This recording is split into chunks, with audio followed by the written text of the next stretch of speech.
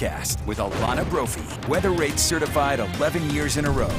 Okay, big weekend across the state, and Alana, we definitely need our weather to cooperate. Yeah, so what can we expect? Oh, summer heat, you know, it just rolls in this time of year and it means business. We've got clear skies and a little bit of cloud cover out there. This is Millard County, the western side of the state, a little drier than the rest. Looking pretty good though, temperature-wise in the 80s. We've got 70s and 80s along the Wasatch Front, 90 in Hanksville, 83 in Blanding with cloud cover overhead. It's a little breezy down there, 97 in St. George. Here's your setup as we get through the weekend. We do have lingering storms today, and the chance of storms doesn't want to go away. That heat's going to keep building. That means triple digits return to a portion of Utah. We will talk about those fire concerns. We're getting closer to the holiday with fireworks in use, but also the wind. It's going to come back. And yes, our next monsoon push. We're there for you with the timing as you make those outdoor plans so you know what to expect. Live look from Blanding. Pretty to see those clouds, but you also know that the winds are a little breezy down there in the Four Corners area. Our Utah State camera kind of showing that off. Satellite radar shows the weak front that's progressing through the Beehive State. We've seen activity in eastern Utah and to the south of the state,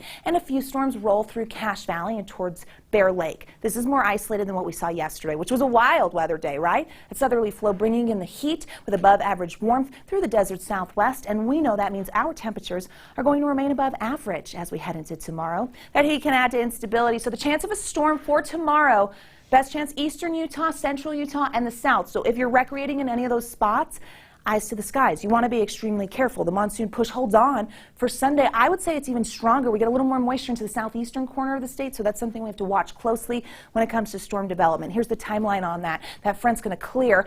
Southern half of Utah with daytime heating for tomorrow starts to see storms over the mountains. Grand Staircase area is part of that, all the way up towards the I-70 corridor over Richfield, Garfield County, and some cells over in the Four Corners area. Castle Country, as that moisture surges north, does have the potential. So does Utah County, Nephi, and the mountains surrounding Manti, San Pete, and Sevier Valleys. It's possible. As we get into Sunday, again, we really see it popping in the southeastern side of the state, but don't rule it out. That moisture potential will be there, and the heat will be on, and we know that leads to some flash flood concerns. Tomorrow, not so bad, but if you're going to be near Bryce, the Swell, Capitol Reef, or Grand Staircase, it's possible. Now, we back off in other locations, but that threat does come back for the latter half of the weekend. Sunday brings that to all of our national parks, so just know you want to be careful. No slot canyons. I say no this weekend. Not a go. 80s and 90s for tomorrow. 97 in Moab. 80s for the Basin and Castle Country.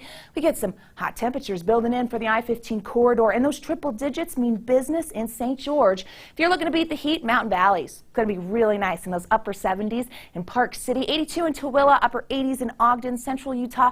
Add a few degrees and a little more cloud cover. This will be one of the spots where that monsoon push really keeps the clouds around, and a little cooler in some spots. Depending on elevation in the south, you've got 80s, some 90s near Lake Powell. People will enjoy being in the water. Be careful there. And then those triple digits in St. George. 103. Heat is on. Average upper 90s, so we're going to stay above that for the next several days. Look at those the next 7. That's what we want. Okay, Thursday into Friday, we see that monsoon push potential. The winds pick up Tuesday and Wednesday, so fire concerns will be there. Let's check out the Wasatch Front, where those numbers will climb into the mid-90s by the start of the week. Driest conditions for the Wasatch Front Monday and Tuesday, and then the chance of an isolated storm comes back for the rest of those days on the 7-day, and those upper 90s are going to make you feel like, yeah, we've made it to June, and we don't get much of a break. Glenn, Emily, over to you. All right.